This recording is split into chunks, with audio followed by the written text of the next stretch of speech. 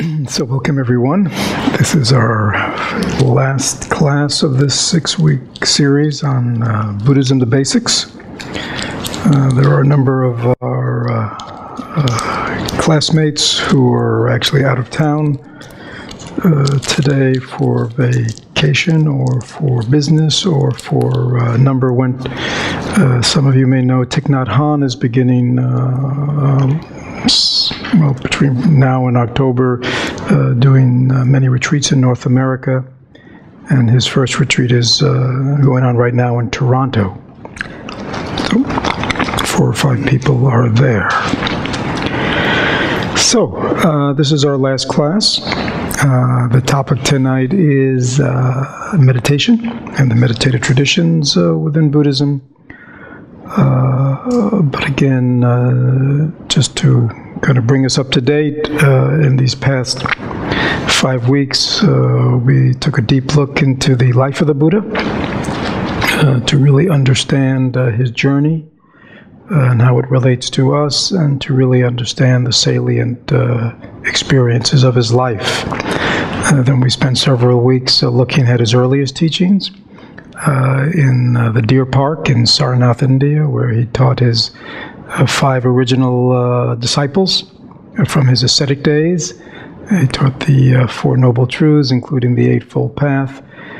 And then in the last couple of weeks, we've looked at sort of other teachings of the Buddha, such as the 3 Marks of Existence, and we've looked at various ways of looking at the various ways the teachings of the Buddha has been preserved, including last week actually reading from various types of Buddhist sutras, the purported teachings of the Buddha, just to give you a flavor of the original texts.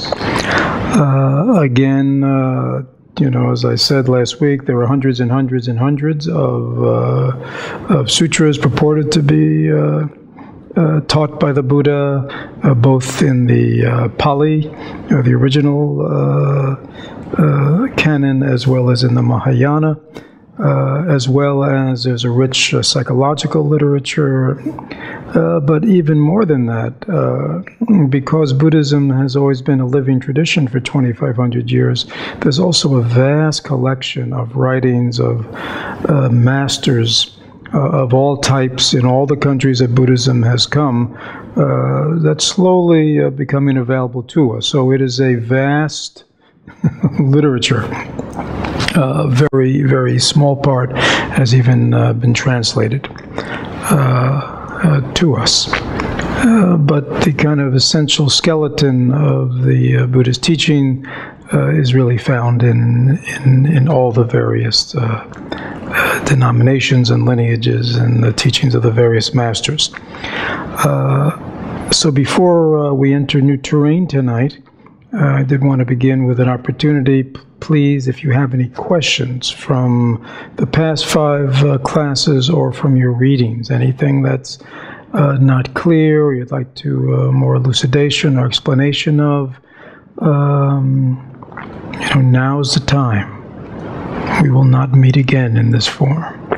So any questions from your readings or from the past classes?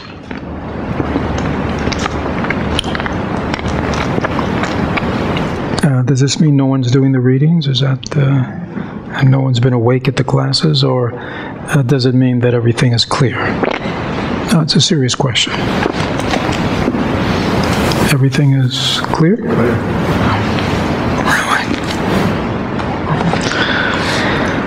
Good.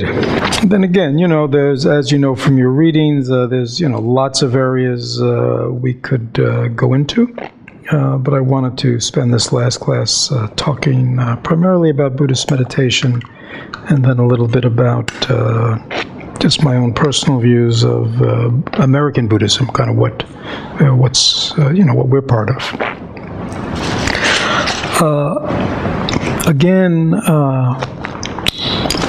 I'll probably talk about it more later, But if probably as Americans, the one part of the Buddhist teachings that we are most interested or historically have been most interested in is the Buddhist teachings on meditation. That has really been most attractive. And even though I will spend time going into it tonight, please remember that the Buddha taught an eightfold path, of which meditation is a central core of this path, and we'll talk about more tonight.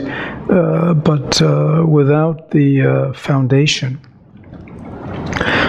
in mindful living, in conducting oneself according to an awareness of cause and effect, and therefore following various kinds of trainings or precepts related to the actions of our body and the actions of our speech, without really learning how to speak in a wise, intelligent, compassionate way, and how to listen. And again, there is that the part with livelihood, which again is, I think, an acknowledgement that how we enter the world. And of course, for many of us, our work is a main way we enter the world and are involved in the world. That we need to, as much as possible, bring these various activities of our life, both in terms of work or volunteering, both in terms of relationships, and the way we manifest, the way we talk, the way we think, the way we conduct ourselves, the way we consume. This is all very important. Okay? As American Buddhists, we tend to like to go to the big stuff.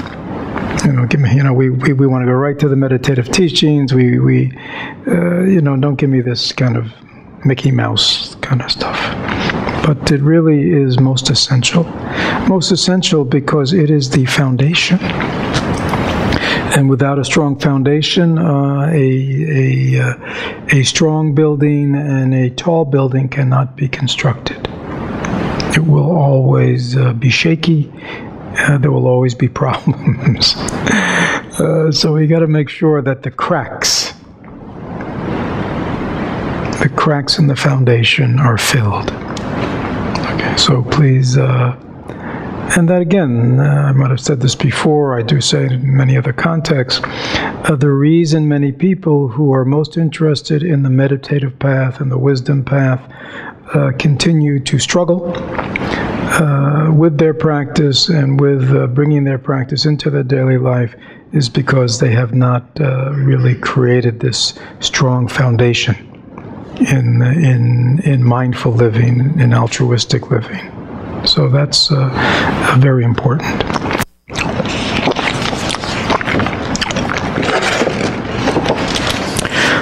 So if you remember, thousands of years ago when we were in the Eightfold Path, that we were able to look at the Eightfold Path in terms of what is called the three trainings. The trainings, again, sort of in moral conduct, the trainings in mental development, and the trainings in wisdom. And if we look at that list in the Eightfold Path, you can see that when one takes out, those that may be considered under ethical culture, which I was just talking about in conduct, which is right speech, right action, right livelihood, if you look at the remaining five, whether it's the right view, right thought, right intention, right effort, right mindfulness, or right concentration, you'll notice that those five of the Eightfold Path all deal with what? The mind. Right? So, understanding that it is the mind that is the prime developer of our capacity to lead an awakened life. Therefore, we should not be surprised that meditation,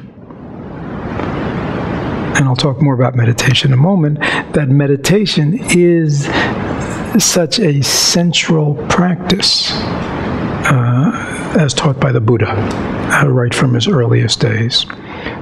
because essentially the capacity to develop wisdom, insight, the capacity to cultivate positive mind states, the capacity not to cultivate positive mind states, the capacity to live in the present moment, the capacity to have an integrated, stable mind, etc., is all, it all has to be developed. Right? These are not givens. And so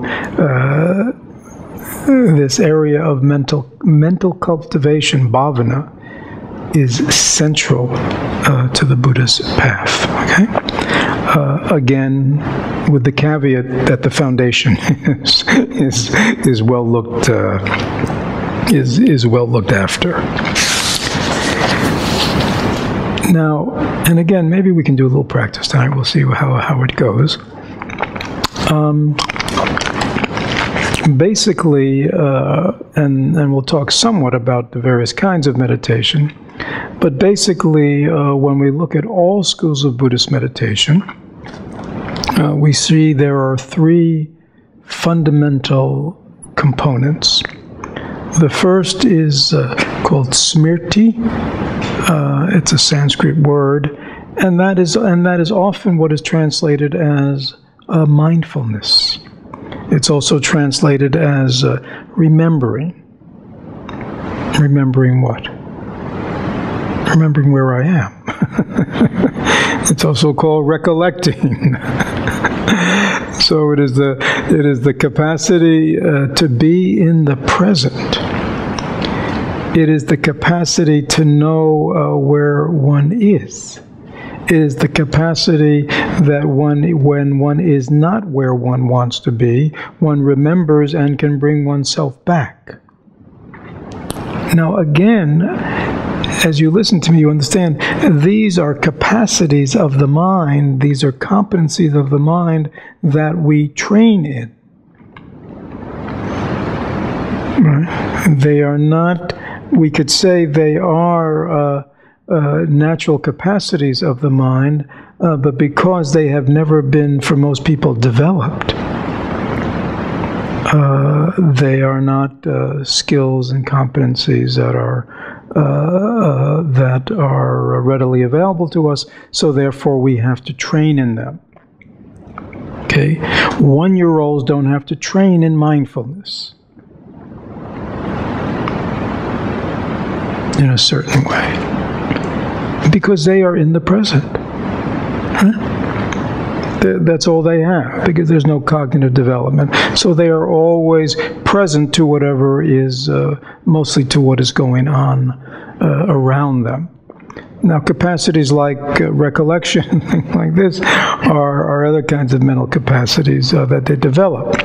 But because we have lost ourselves in dispersion, because we are so lost in conceptualization, because we are so lost in emotionality, because our energy is totally caught up in mental fabrication and cultivating stories and projecting endlessly onto the world, and endlessly, you know what I'm talking about. And then all the dramas and the emotions that are rising. I mean, this is where we are, for many people, 100%. It is a very tight system. And if that is not broken out of, it is very difficult to really have any energy left over for meditation in the sense we'll soon talk about. So this is why the first practice is mindfulness. Right? Mindfulness means what? I am present to whatever is occurring. I am present to what is occurring outside of me, so to say, and I'm present to what's occurring inside. I know where I am. Like right now, I know I'm talking to you, right? Hopefully you know that I am talking to you and that you are listening to me. But that's not a given, right? I mean, you could be sitting there nodding and reviewing the past, you could be sitting there worrying or thinking about the future, or you could be totally interpreting what I'm saying and thinking, wow, this is the stupidest thing I ever heard, or this is boring, or how much more of this can, you know what I'm saying? Which means you are not listening to me. You are only listening to what? Your own words. But we think our own words are reality.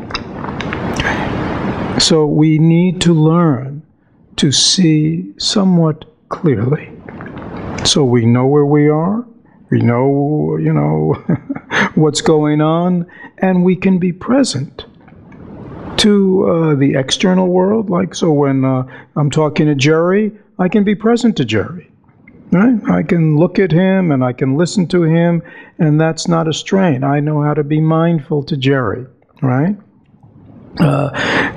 Without mindfulness, there's no capacity for real relationship, because otherwise I'm just always living in my projections about Jerry, my thoughts about Jerry, or I'm not even paying attention to Jerry. I'm just nodding my head while I'm going on about something else, right? So mindfulness is important for being present to the external world, and it's important for me. If I'm going to make any changes within myself, I need to know what's going on. I need to know what's going on within myself, right? So I need to know, what really am I feeling?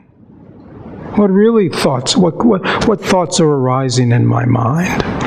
And if I don't have that capacity, again, how am I going to make any changes? How am I going to even know what the problem is? All I know is what? I know I'm stressed. I know I'm anxious. I know I'm depressed. I know I'm scared. I know I'm lonely. You know what I mean? I may kind of vaguely know this stuff, but I haven't. If I don't have mindfulness, I don't have the capacity of really being present to the situation of just what's going on, right? So for me, mindfulness means, at least, I know where I am, and the light is turned on. Right? Is that clear? It's like, I may be here, but if it's nighttime and there's no light on, I really, I know I'm here, but I can't see anything that's going on, right? I may hear sounds, I may project there's, a rat running around in here, or there's somebody hiding in here, or I'm scared of the dark because I don't know what's, because endless kinds of projections. But once the light is turned on, at least I know what's here, and I know what I have to deal with. Okay? So that capacity to know where I am internally and externally and have the light on is mindfulness. So that is why we call ourselves the Florida Community Mindfulness, and why that is the fundamental practice that we have everybody begin with. Right? So at least we're all in the same ballpark. Otherwise we're not, right? I'm in my ballpark, Charlie's in his ballpark, I'm talking to Charlie, Charlie's in his own ballpark. Whatever I say, he may think he's hearing me, but he's not, because everything is being interpreted in his ballpark, right? And vice versa. And so Charlie and I can talk for hours and hours, and at the end of it, we haven't understood anything. We only think we have. And that's the story of many types of relationships. So mindfulness, smriti, is first. The capacity to be in the present, and the capacity to know when we're not in the present and bring ourselves back. That is why you will hear me say to people, and we're about to get to concentration, when you're trying to concentrate and you realize you've lost it, and you remember and you bring yourself back to where you want to be, you are practicing well. You're practicing smriti, right? If there's no smriti, you'll sit down and 30 minutes will go by, and you've never done it. You know what I mean? You've just wandered about all over the place. There's no smriti. There's nothing to pull you back, to remind you where you're supposed to be. So that capacity of the mind, it's sort of like you're mindful, but there's like 20% of the mind that's watching the mind and knows what it's supposed to be doing, and can, that kind of corrective mechanism is all part of smriti, or mindfulness. Is that clear? So that's the first. The second is called samatha. That's a Sanskrit word. It's often translated as single point of concentration, but it's really, that's not the best translation, actually. A better translation of the word samatha is often translated as calm abiding meditation or mental quiescent meditation. All right? So the next stage of meditation is calming and quieting the mind. Mindfulness could just be, I am mindful that I have a totally speedy mind that's all over the place, right? So I'm aware of that. That's good, right? Before I didn't even know that, right? So mindfulness reveals what's there. Is that clear? But now with the next stage of meditation, of samatha, we are learning to quiet and calm the mind. Right? Because again, an agitated mind is what? Is not conducive to happiness and well-being, is it? And if we want to move on to the next stage, which is insight and wisdom or deep looking, we need to clarify the mind so it has some openness to it.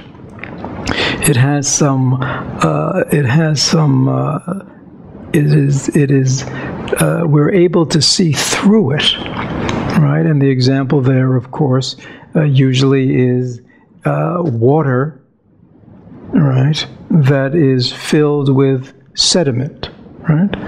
It may be water, but you cannot see anything in it, right? Because there's so much sediment. And the example could be, if you ever walked into a lake, right, and you look down, all you will see will be mud that you've kicked up. If you want to see the bottom, you have to what? Stop. Right? You have to stop. And if you stop, what will happen? The sediment will settle down, and you will be able to one degree or another, in the beginning, just maybe somewhat opaquely, but the longer you're patient and the longer you stop, it will settle down and the water will be clear, and then you can see clearly to the bottom. Okay? So it is this stabilizing, this calming and quieting the mind that allows us to cultivate these qualities. Now, what is the result of these kinds of practices is a sense of not only calming and clarity, but really an inner sense of well-being, of relaxation, of ease, that will begin to be developed in the mind because it is not stirred up all the time, right? Many people in our society have trouble sleeping. You know that, right? Now, why do they have trouble sleeping? Because their minds are agitated, right? Many people get into bed at night and they're just, right? Their mind is just continuing to fabricate stuff. And they feel a certain kind of energy that is not calming and quieting. Their minds are busy. People wake up in the night, busy minds, right? People can't turn off their mind. That is why there's such a high degree of use of drugs and alcohol, legal, illegal, right? And people are, we talk about people are self-medicating, right? Now, why are they self-medicating? Or they're having their doctor medicate them. Why? Because their minds are not at ease, right? If your mind's at ease, what's there to medicate, right? So this capacity to calm the mind, clarify the mind, stabilize the mind, produces, again, this sense of peacefulness, produces a sense of calmness, produces a sense of well-being and ease, right? Naturally. Right? Again, the sediment is what?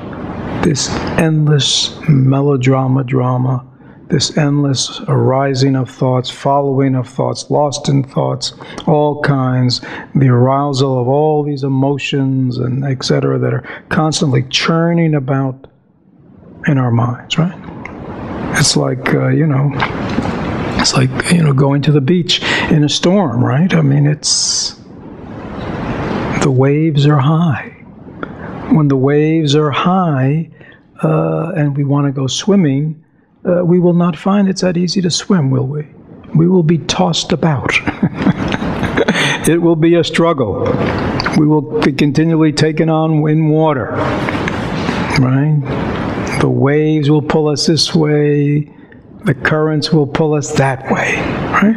Very hard just to swim. Almost impossible to swim straight, to go where you want to go. It's a struggle.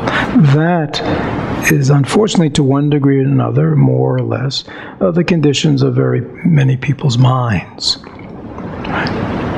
It was much easier to navigate your life when your mind is calm. Right? In the same way, that's why a lot of people like to swim in pools. Right? You might have noticed that most pools don't have a lot of waves. Huh?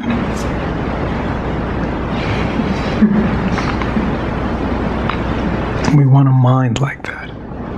And that kind of mind can be created by each and every one of us here if we are practicing mindfulness and if we are practicing samatha. Okay, and I'll give more descriptions of these in a few minutes, but I'm just generally laying it out. The third is called, in Sanskrit it's called vipassana, in Pali they call it vipassana. And this means insight, understanding, wisdom. And in the Buddhist Eightfold Path, we could say that the cultivation of insight or wisdom is the achievement of the path. Okay, it's really what it's all about. Because with the first two, right? With the cultivation of mindfulness, with the cultivation of concentration, etc., one has really not cut off the source of our delusions. We have calmed them. We have quieted them. Life is better. Mindfulness and concentration will give us a better life. But the sources and the seeds of our problems is still there. And so they will always be coming up. So this is why I often say to people, when they say that they use their practice, when they're in times of emotional afflictions, when they're in times of this and that, they stop, they take their breath, they calm themselves. Isn't this good? And I say to them, yeah, that's good. But that's not the solution. Because all you've done is you have developed a way to continually calm yourself when the mind is agitated, right? But that means is what? There's no end to that. Right? I mean, you now have a technique to calm yourself, but you haven't cut off the source of your agitation. Is that clear? So you will always, having to be using that technique, which is fine. I mean, at least now you have a tool, you see. But why not go to the source and cut out or cut off that which is agitating you? Then your calmness is not based on calming the mind. You see, up to now we've been calming the mind, but with insight and understanding of what really is going on, the mind now is calm. Because the source, right? It's sort of like,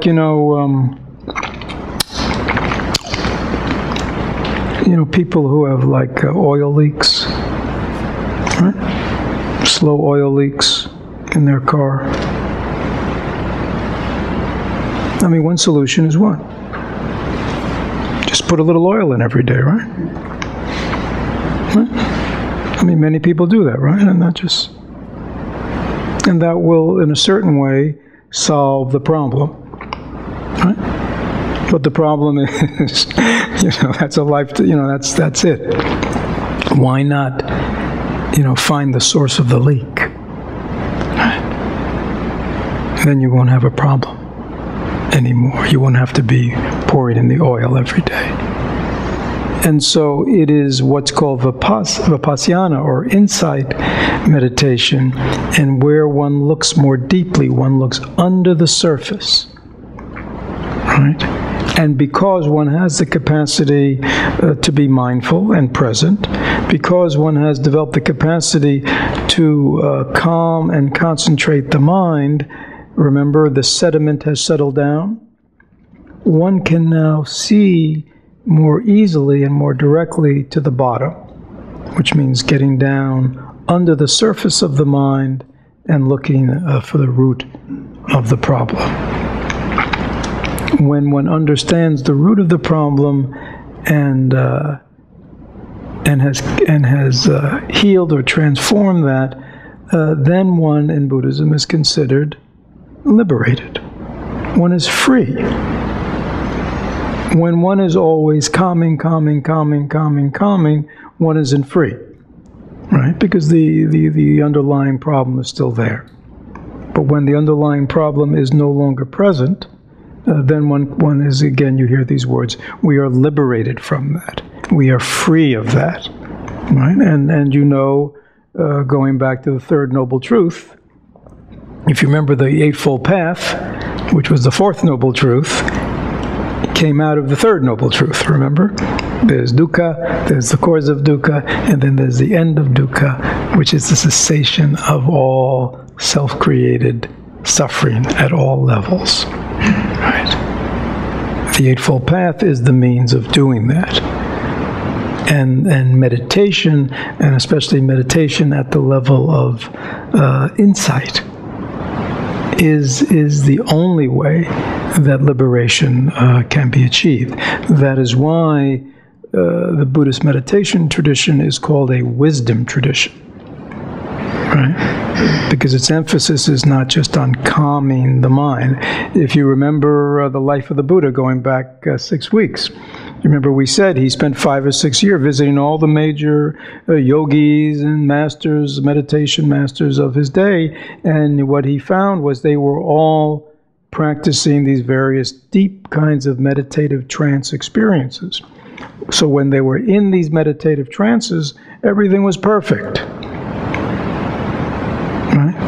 In that time, all their suffering had ceased. But yet he noticed that when they came out of their trances and just continued, their ordinary life, they weren't in their meditative whatever, that the root of suffering had not been cut out. Right? That is why he, at the end, remember when he left his ascetic buddies and just devoted himself to his own meditation, he was doing insight meditation. He was looking deeply into his own mind, using the tools of mindfulness, using the tools of concentration to penetrate deeper and deeper the layers of his mind, the peeling of the onion.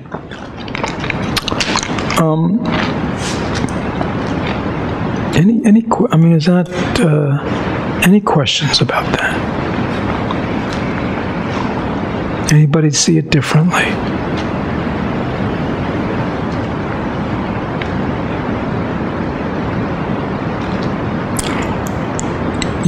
Through the end result of practicing vipassana, or insight, is again this cultivation of wisdom, the capacity to be a wise and intelligent human being, and that comes from knowing how things really are. And remember, I think last week or 2 weeks ago, we talked about the 3 marks of existence, and we said ordinary people, they see everything as permanent, they think everything is solid, and they believe everything contains a self, right? And so when one has insight, one knows the truth of how things are really. How are they? They're all impermanent, they're not solid, they're just made up of parts, they live in a state of interdependence with everything else, and no self exists in any real way. That's a deep understanding of how things really are, the nature of reality. And that kind of wisdom manifests in 2 ways. There is a kind of discriminating wisdom that comes from a really good intellectual understanding of that, and being able to live in a discriminating way from that truth. But in the meditative tradition, what one really wants is an experiential understanding of that. Something that transcends just a discrimination, just a thinking or a cognitive way of knowing. One knows it. One knows the truth of how things are intuitively. Because one has experienced the truth of this.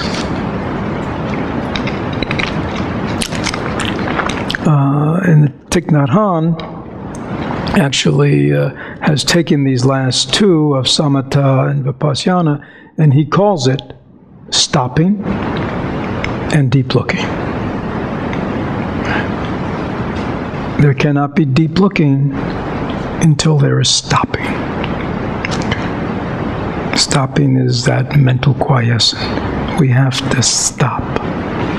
Whether it's a stopping during the course of our day, when things are just getting a little out of whack, we need to stop.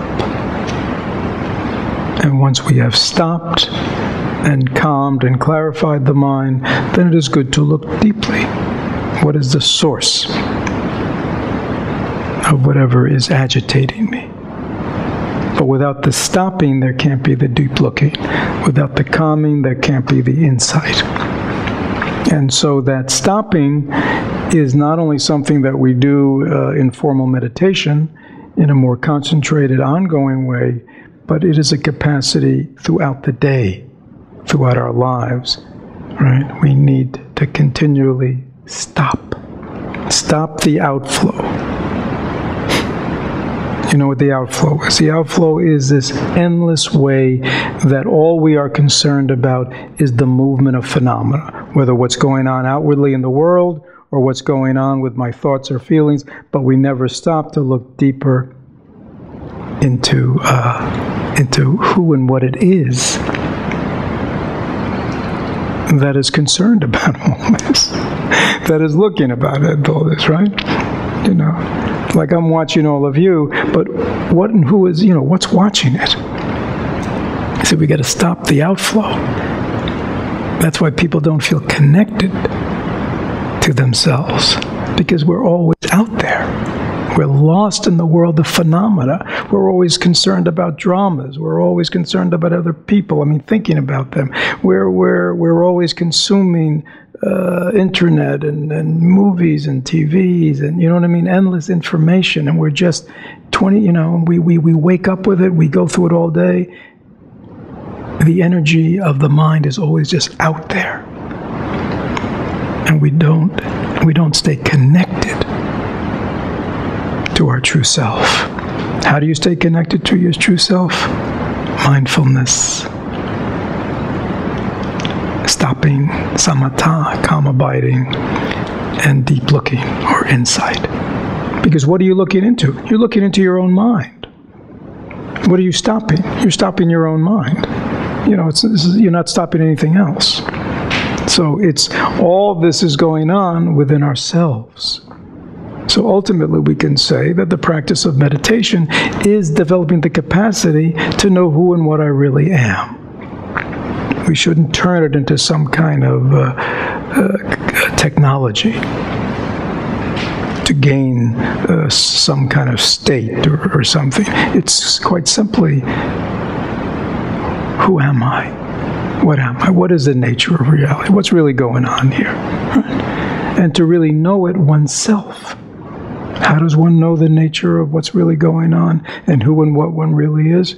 Through meditation. What does that mean? It means I'm learning to take these capacities of my mind and use them within my own experience. Right? So is that, any questions before we, yes? So if our calming our mind and going within is letting go of or setting aside all of the thoughts that come in, that external that's coming in and churning around and processing all the time. So we're putting that aside through this process. And then, since the only way I know of it, because my mind is always trying to figure stuff out, so if I'm putting away that process in order to then have insight, I'm having a hard time understanding how the insight happens. Is it like a magic kind of thing, that happens once all of this process occurs? And I hear what you're saying, but at the same time, there's some part of me that's going, okay, what is that? Is this a watch? It seems to be. Okay, just give me say yes or no. Is this a watch? Yeah. What does that mean? Could you repeat it? Oh, give me signals. Oh, so what is your name again? Laura. Laura, that's right. Laura asked a question. I don't know. I mean, I kind of get it, but if you're setting aside all your capacity for thinking and all that, how do you really then know something, right? Okay, so I asked Laura a very simple question. I said, Laura, is this a watch? And Laura said, yes. Okay. Did you have to think that to know that? Okay. How did you know it was a watch without thinking? I learned it a long time ago, and it's in my memory bank. Really? You have something called a memory bank? Mm-hmm. Where is it? Somewhere in here. Really? Where in there? I don't know. See, you don't know. That's the truth, do we? See, we talk this way. Mm-hmm. Okay. So what we're doing, what we're saying, Laura, is stop thinking you know anything and actually begin to look. So if you think, oh, yes, I have a memory bank, it's in here. Mm-hmm. All right, can you look inside there and find it right now? I mean, is there something in there called a memory bank that you just discovered? I mean, does it look like a bank?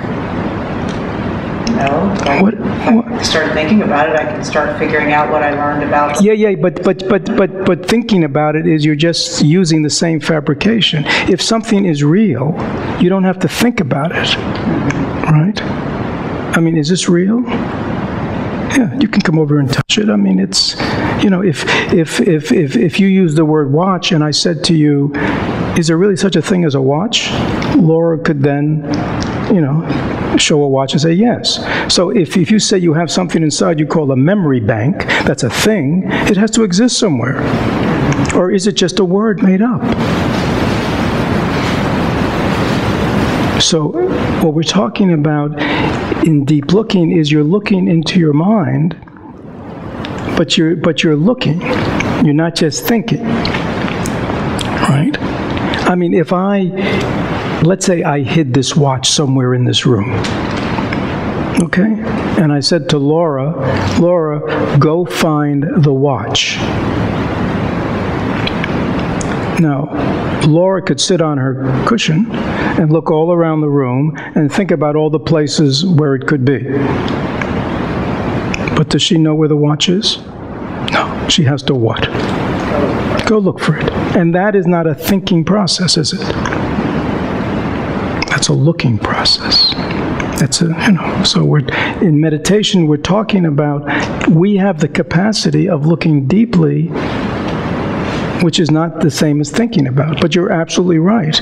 When all we've ever done is think about things, that sounds kind of weird or impossible. But if you think about it, Laura, all the issues you have are thoughts, the way you think about things. And then when you fix your problems, you're fixing them with more thoughts. And you think you fixed them, but all you've done is just created another problem. Because why? Because it continues. So this is, there is something deeper about our minds than thoughts. Because thoughts arise, we say, thoughts arise in the mind. Don't we talk that way? So what is this mind that thoughts arise in? Interesting. Right? See, we want to see that. Where do thoughts come from? Where do they go? You see, rather than following, we're curious. So this is vipassana, when we begin to look more deeply. So let's talk a little. Ooh, time is running out. And again, maybe you've been reading all this stuff, right? So maybe I'm boring you? No? Okay. So let's just talk about just a little practical stuff about meditation. So there is one kind of meditation, which many people might be surprised about, that's called in Buddhism analytical meditation. Okay? So this is actually where, in a very focused, concentrated way, one is using thought to understand something more deeply. It's like reflecting on something, so that we actually go from thinking about it to really getting what it really means. Right? There's a kind of something that clicks inside when we get the meaning of something. For example, one might, in a very concentrated way, remember we talked about karma, law of cause and effect last week? So we may really, in a very reflective, concentrated way, really see how the mechanism of cause and effect has operated in my life, operates in the life of the world. So one really gets an understanding of what it's about.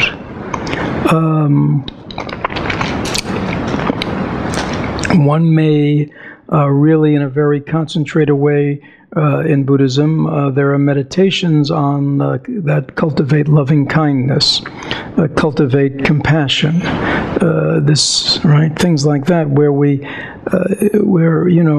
may all beings be happy, and you actually cultivate, and in a deep way, this wish for all beings to be happy, and you reflect on how everything is interrelated, and how how much goodness we've always received from others, from our birth in the hospital, our parents who took care of us, friends, teachers, all throughout our life, how we've been endlessly the recipients of so much kindness of others. People built the roads that we drive on, and people build the cars that we drive, and people grow food for us, and people bring it to the stores, and people stock it on the shelves. So I can just walk in and it goes on and on. We're the endless recipients of so much goodness, right? We think we're alone, and yet we are so interrelated with everything, with the earth, with the sky, with rain. So I'm just giving you an example. That's kind of an analytical meditation that one does in a very sequential, logical way, in a very elaborated way, over and over until what? Until one kind of gets it. Right? So there's a whole type of meditation, which again is done in a very mindful, concentrated way, called analytical meditation, and that one could approach a lot of these key teachings about life in this way, right? Not just 5 minutes, all right?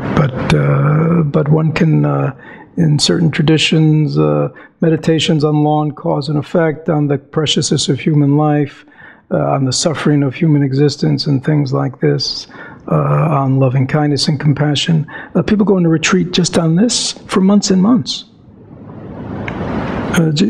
just doing these kinds of analytical meditation. But I want to talk because there are probably three main meditative Buddhist meditation schools that most people are familiar with, which are the Vipassana school. Have people heard of Vipassana? Very common. Yeah, a lot of Vipassana teaching going on these days. Then there's Zen. People heard of Zen? And then there's what's called Tibetan Buddhism, but it's really Vajrayana Buddhism.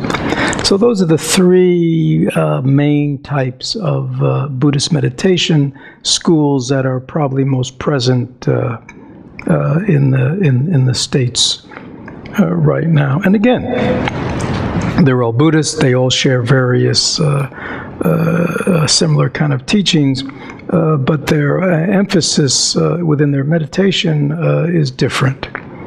The Vipassana is a tradition that came out of what's commonly known as Theravada Buddhism. These are the Buddhist countries of Southeast Asia, such as Thailand and Burma and Sri Lanka. And the Vipassana meditation, and remember we talked about Vipassana, insight. Vipassana is just the Pali of that. So it is a meditative school that is aiming to produce insight into the nature of the mind and nature and phenomena. The Vipassana that is practiced today is based on Buddhist teachings, but were really systems that were developed within the last century in Thailand and Burma, and then popularized in various ways. And they really base their practices on two sutras, the Anapanasati Sutra and the Satipatthana Sutra, which are sutras having to do with the four foundations of mindfulness. Mindfulness of the body, mindfulness of sensations and emotions, mindfulness of thoughts, and mindfulness of objects, as well as mindfulness and awareness of the breath. So these are some of the foundation practices in Vipassana. And then also, as you go more deeply into it, they spend a lot of time very carefully. Much of it is just a concentration of the breath at the nostrils, and then they use that to then begin to note very carefully, noting sensations as they arise and pass, type of sensations, lots of labeling, lots of notation, and this is this is what they do. And they just alternate sitting and walking. If you go on a Vipassana retreat, this is pretty much what they do. And the object is to produce a kind of insight into actually how this mind is operating through this very careful noting of just very fine moments of experience. Vipassana. There's a lot of Vipassana teaching going on, Vipassana centers, Vipassana retreats. Another major school is Zen. In the Chinese, it was called Chan. When it got to Japan, that was the Japanese pronunciation of Chan. Chan comes from the word dhyana. Dhyana is a single point of concentration. It's a Sanskrit word. And it was a major school of Buddhism in China that put great emphasis on meditation and awakening. As opposed to study, as opposed to ritual, it put great emphasis on meditation, sitting meditation, walking, moving meditation, life meditation, and having direct experience of awakening. Within the Zen tradition, as it's taught here, there are kind of two major, but they're not always so distinct, ways of going about that. One is called the school of Shikantaza, which means sort of the school of just sitting, right? In the practice of shikantaza, one sort of has a belief that one is already a Buddha. You've heard that teaching before, that everyone is essentially a Buddha, and that we need to learn to just sit in that awareness, and by learning to sit in that awareness of just sitting, learning not to have a distracted mind, not to follow thoughts, but just really more to sit in just pure awareness of just sitting, the experience of sitting, and during activity of life, just being present to that, that over time, one will just ripen. And that the understanding of who and what we really are, of essential nature, is a ripening process, right? It's sort of like all we need to do is, it's like all you need to do is just turn on the gas, and then the water will eventually boil, you don't have to do anything. You just have to sit in this kind of way, and you will eventually become a Buddha. There's another school of it which uses koans. Koans are these, kungans are these many stories of these interchanges between these masters and students, mostly from ancient China, Zen masters. And in this case, you're giving a koan, something to put in your mind that you have to resolve. And when you resolve it, you will resolve it by having an experience of insight. So as opposed to shikantaza, which is this ripening process, the koan way is kind of like kind of putting you on the fast track, because they're giving you a problem to solve.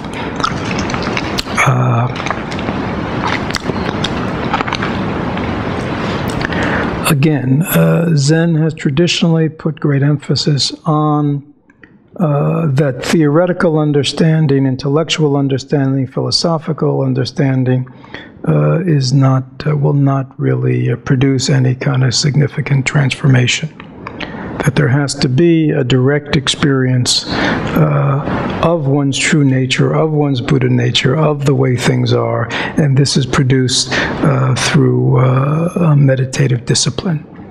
Okay? And that's Zen.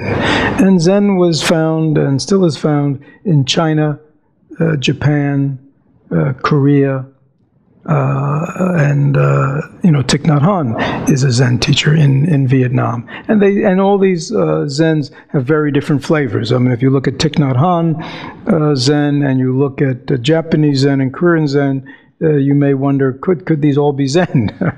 But again, many different cultural flavors, there are many different flowerings. I mean, I can answer questions. But this is Zen. And actually, the interesting thing about Thich Nhat Hanh is that in the last several decades, the Theravada tradition and the Mahayana tradition in Vietnam came together. So that is why you will see in the Thich Nhat Hanh tradition, he teaches very much full awareness of the breath, the four foundations of mindfulness, teachings that are in Zen and in the Tibetan, but not stressed as much. And let me just say, traditionally in Zen, when you begin the practice, you begin with breath practice, whether it's following the breath or counting the breath, but those are usually the beginning practices before one moves into this just sitting practice or moves into the koan practice.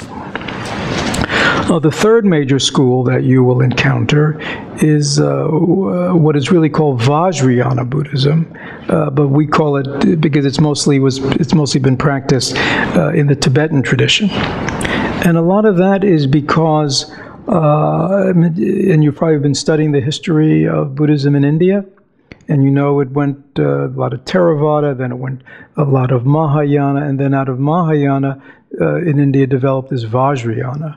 And when Buddhism was transmitted from, again, a lot of what you find in these various schools in various parts of Asia was sort of who went there. Because don't forget, this was not, as I said, it was something very anarchistic about the movement of Buddhism throughout Asia.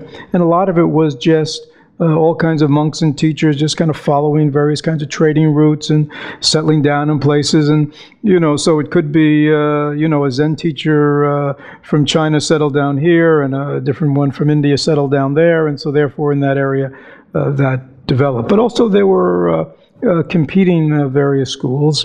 And over time, because of politics, who got the support from which king, which ability, it also had a lot to do with which, at the end of the day, which schools ended up dominating in that country. So I say Thich Nhat Hanh is interesting because there is this combination of teachings that you primarily find in Theravada, like the Four Foundations of Mindfulness, and such emphasis on breath practice, and yet he is a Zen. He's in the Lin Chi lineage. But as I was saying, when Buddhism was being transmitted in the 6th to 8th century, which was later than these earlier transmissions to the Theravada countries and to China, was being transmitted to Tibet, Vajrayana Buddhism was very active in a lot of northern India, where a lot of the transmission went from. Because actually, even though Tibet had the Himalayas, which are, not just an easy walk to cross, in distance, from Tibet to northern India was not as great, let's say, as to eastern China and to Indonesia. So in a certain sense, there was a lot of back and forth. There were a lot of Tibetans coming down into India and studying at the major universities and monasteries, as well as there was teachers being invited to come to Tibet from India to teach. So what you find in Vajrayana Buddhism is you find a lot of what we've already talked about in the Theravada and Vipassana and Zen and other things, but also by that time, and again, historians see it differently, but in the Vajrayana there's a lot of use of mantra, visualization, ritual empowerments, a lot of things that are actually very present in the Vedic Hindu traditions of India. Again, the Vajrayana Buddhists will, do not say, some people say, oh, that's just because a lot of as Buddhism developed over, 1,000 years after the time of the Buddha or whatever, some of these practices that were in the Indian culture and the Vedic tradition sort of came back. But within a Buddhist context. But the Vajrayana practitioners say, no, that's not the case. They were our own. They were our... So again, either way, within the Vajrayana tradition, you will see again lots of use of ritual, mantra, the verbal saying of these supposedly special kind of words, powerful words, language, visualizing all kinds of deities, the use of lots of ritual. And again, for those of you who have visited more than our center, if you went to a Tibetan center, you would see what? Anybody ever been to a Tibetan center? Is it very simple and plain like ours? What's it like, Sam? Ornate, lots of color. Lots of color. Pictures. Lots of pictures, statue, deities. Right. Oh, what? Yeah. But this is nothing. We have one. The whole thing would be the whole thing. So it's very different. But again, in essence, it's the same teaching, but it's just this very different flowering. And again, within the context of mantras and visualizations, or in the context of insight meditation or koans, you will still find those three things: mindfulness, concentration, and insight all being taught. Okay. So that's why I want to say that even though these things look so different, as I say, it's sort of like, like what's it called, Baroque, Rococo. It's a kind of architecture. If you ever go to Europe, everything, it's like every inch is covered with something, right? Tibetans like that, and on the other hand, you may have what? I don't know, the Unitarians, or where it's just very bare and plain, the Shakers or something. You know what I'm saying? And you go, how can this all be Christianity? A Catholic church, but it is all Christianity. It's just in the same way. You go to a Tibetan temple and you go to a Zen temple, and you go, these must be totally different. No, it's all Buddhism, because again, they're all practicing mindfulness, concentration, and insight. But the methodologies have been are very different. Let me just say a few words, and then we'll kind of take any final questions.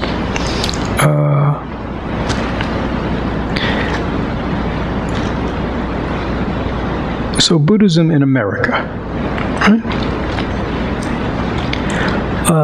And I want to just talk about Buddhism in America. And I'll just talk about what I'm calling one kind of Buddhism in America. And I'm just, for want of a better word, calling it American Buddhism. But I want you to understand that there is another kind of Buddhism, which I will call, probably not the right word, ethnic Buddhism. And what I mean by ethnic Buddhism is that there have been many immigrants to this country from Buddhist countries. Right? From Thailand, from Vietnam, from China, from Japan, from Korea, from Cambodia, right? And what these ethnic groups have done, because Buddhism is their religion, is they, when they've established themselves, there are enough of them, and you'll find it in Tampa, right? If you go to there are Thai temples and Vietnamese temples and Sri Lankan temples, right? Maybe people here have visited them. And what these ethnic Buddhist communities have done, of course, is like anybody would. This is, these Buddhism type of Buddhism is at the center of their ethnic culture, and so they have created temples and brought over monastics and monks or nuns that very much mimic their traditional way of doing Buddhist practice. Okay? And that, and then, I don't know, hundreds of thousands, maybe millions of, I don't know how many are. But again, you will find that.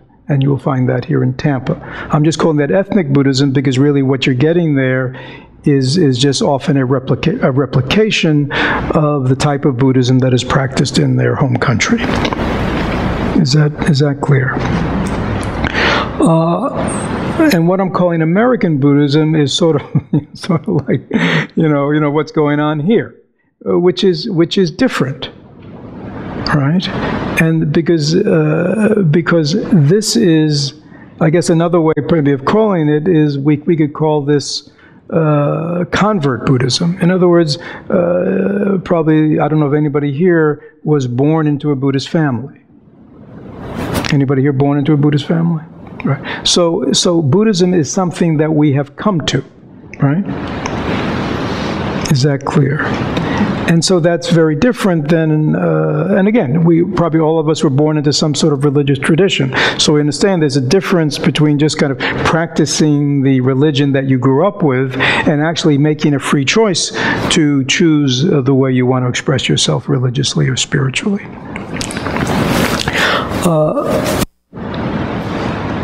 One of the most obvious things about American Buddhism is this. Like, I'm not a monk, right?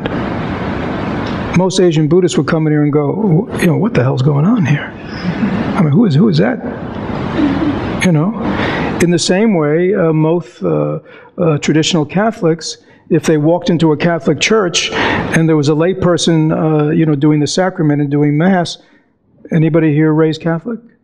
What would you, if you walked into a church and there were no priests and it was all being run by lay people, you would think what? wrong place, or this is not Catholicism, right? Because and so this does not look like Buddhism to traditional people, right? Because it's you know, the teacher is not a monk, an ordained person, and that's really the key thing. And as well as we call ourselves a mindfulness center. We don't call ourselves a temple. We don't have a lot of ritual. We don't have a lot of devotional kind of activity, right? And we are a community of lay people. Again, I think one of the interesting things about American Buddhism, if you read books and if you look at all the hundreds and thousands of Buddhist centers around the country, you will notice most of them are run by who? By lay people. It doesn't mean that there hasn't been somewhat of a monastic tradition coming over here, but it's a very tiny minority. So that is very unique, right? So, and I think that is a characteristic of American Buddhism. I think another characteristic of American Buddhism is, and this is sort of why, you know, this is happening, is that traditionally in Asian Buddhism, you know, the monks and the nuns, you know, they're the real practitioners, even though that's often not true, really. It's just a profession. Doesn't mean that some really aren't dedicated. But, you know, it's the monks and the nuns who are at the center of things, and the lay people are there to primarily support them. That's the traditional, you know, and, you know, so the lay people go to the temple, they support the monks and nuns, they make prayers, they make offerings, they do all that traditional religious stuff that many of us are familiar with. But the real study and practice of Buddhism, in terms of the kind of teachings that have been shared, is not done by the lay community. Now, in American Buddhism, the people who are coming to Buddhism, that's what they're interested in. You see what I'm saying? We are very different. And I think that's primarily because most of us, you know, there already are religious traditions here. You know, if we're looking for a more traditional religious, devotional, you know, kind of practice, we wouldn't be interested, you know, in Buddhism.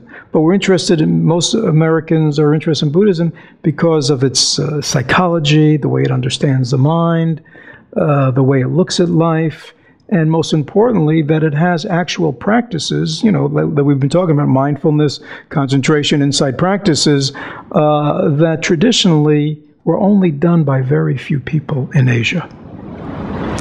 Okay. And yet, here, we're all interested in that stuff. So, that is very unique. So, again, what is unique is, again, you can see, is lay, you know, this emphasis on lay life, but it is not traditional lay life where we're just the devotees supporting, right? You know, we want to practice, right? Right? And we're interested in the wisdom teachings. We're interested in non-self. We're interested in Buddhist psychology. We're interested in really understanding the nature of our minds and why we suffer, right? And so, again, I'm saying this to you because this may seem like, oh, this is the way it is. I'm saying this is a unique feature of American Buddhism. If you've ever, has anybody here ever been to Asia and visited Buddhist temples, or, I mean, you'll see something very different than what you see here. Again, I think another unique thing is, in American Buddhism, is that, and you'll hear it a lot, what goes on here, but I think you'll hear it in other centers, is our common language is often the language of psychology, of psychotherapy, of therapy, of self-development. You know what I mean? There's a whole world that's very active in America, you know, and that's a language that we speak. And in the talks, a lot of the things we're interested in are things relating to our life and our minds and how we relate to one another, and how our minds cause us suffering, and we're interested in relationships and how to have harmony. You know what I mean? So a lot of the things and the language, because again, you will read a lot of these traditional things, and what you'll find is they are using a lot the shamanic or their cultural jargon of those societies. Right?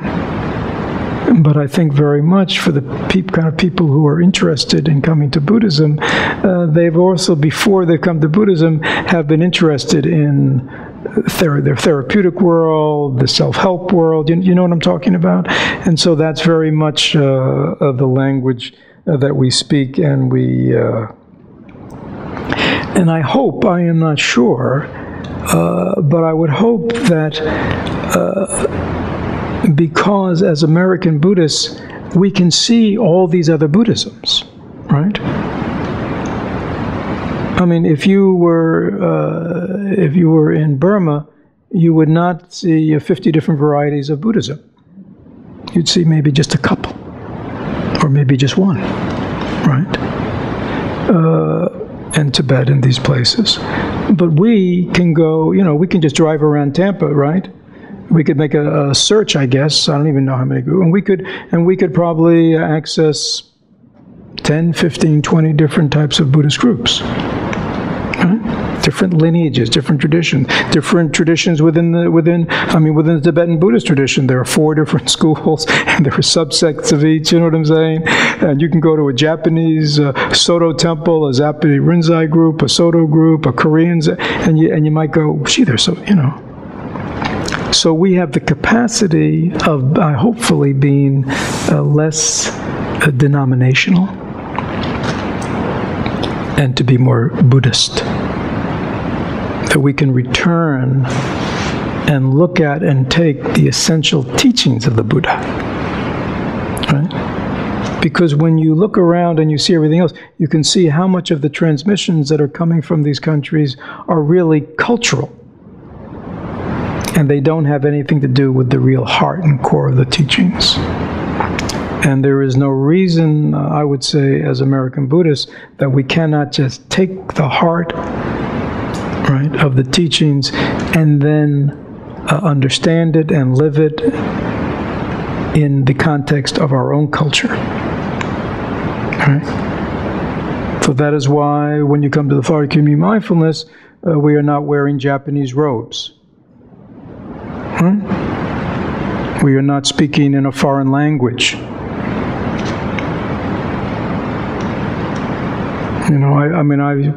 I came into Buddhism at a time where that was very common. And they would actually tell you, well, it's important that you say these prayers in Tibetan. And I'd be like, well, I can understand that if you're Tibetan, because you understand what these things are. But why would somebody who doesn't understand Tibetan go and sit down and chant 3 hours in Tibetan? And I'm not saying anything. I practice in the Tibetan tradition. I lived in Tibet. So I'm just saying, as Americans, it just doesn't make sense. Right? Because we know that the Tibetans took the teachings from India, and they're not, talking Sanskrit to each other. Right? They translated it all in Tibetan. The Chinese translated it all into Chinese and Japan. You know what I'm saying? So then they come to America and say, "Oh no, we have to chant it in Japanese. This is very special." Right?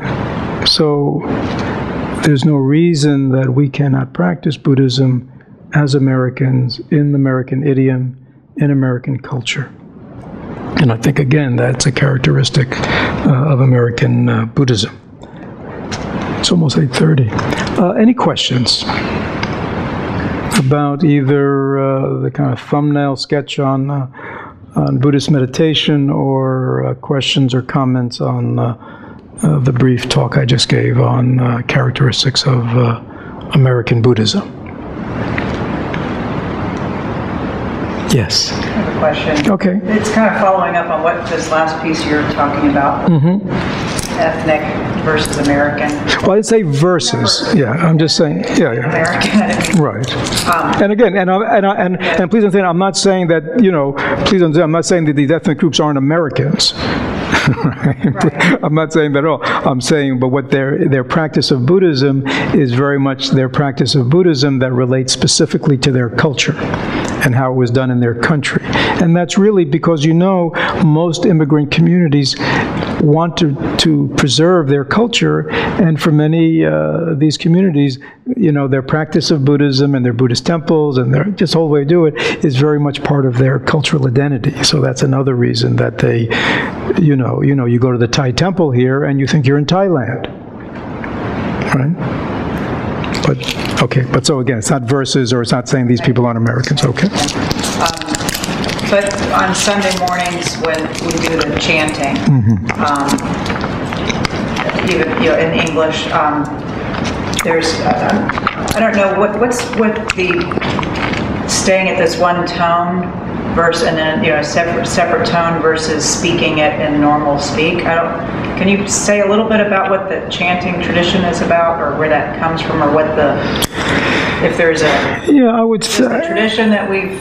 Yeah, I mean, again, I think, if you go to various denominations within Buddhism, you will hear a lot that the chanting is done there, and chanting's done in most of them, in the country of origin. And the style will be very different. If you go to a Tibetan or a Chinese or a Vietnamese or again, the chanting style will be totally different, and very much it just relates to the way they sang or chanted in their culture. We haven't developed that yet. So here we just kind of do it, kind of in a monotone, more or less. Even though it's interesting, I mean, Thich Nhat Hanh, he's, a lot of their stuff they have, they for a while they were doing things, because he was in France, Gregorian chants. That they'd hear in the churches. So he started doing some of their chants, like the sound like Gregorian chants, which has a certain kind of beauty to it, but anyhow. I don't know.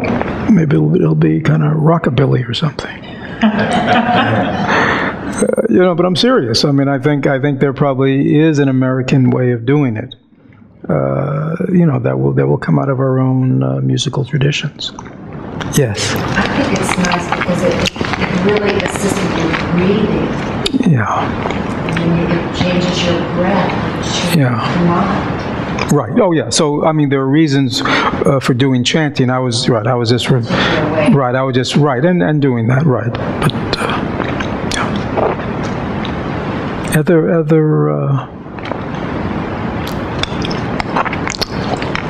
good. We are right on time. Oh, Marilyn?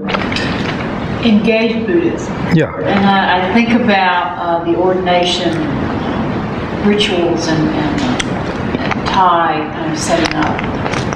Is this kind of a way of trying to bring some kind of structure into teachers and teachings and? So you're talking about that when we do a what we call a transmission ceremony of the 5 mindfulness trainings, or for the Order of Interbeing, the 14, there is some ceremony. Yeah. Again,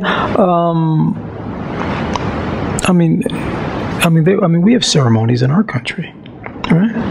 I mean, you go to a high school graduation, there's a ceremony. You go to a college graduation, you go to a wedding, there's a ceremony. Somebody retires from their company after 25 years, they have a little ceremony. You know what I mean? So I think ceremony, which is just a way, in a more formal way, to kind of acknowledge some kind of transmission or experience or passing or transition, is found in all cultures. Again, I think we need to find, like funerals or things like that. I mean, I think we need to find ways that come out of our own culture, but yet have, basically the essence of the Buddhist way of looking at things and view of things. So there's nothing wrong with that. You could just, you want to receive the 5 the 5 mindfulness. What we're talking about here is there's a ceremony that we do when somebody wants to formally become enter the Buddha's way, and we do a ceremony here. I mean, it's not greatly elaborated, but it probably lasts for 20 minutes, or no, it probably lasts for 45 minutes or an hour, and it involves some chanting and bowing and recitations and taking of certain vows and stuff like that, yeah, because that's meaningful. It makes it more meaningful. I mean, rather than just saying, "Oh, here, Marilyn, here's the piece of paper." You know, there's no significance in that. So, I mean, I'm not saying that ceremony and ritual cannot be significant and meaningful. I think it can. But what I'm saying is, as opposed to these traditions where there's so much emphasis on it, everything is so formalistic, everything is so ritualized.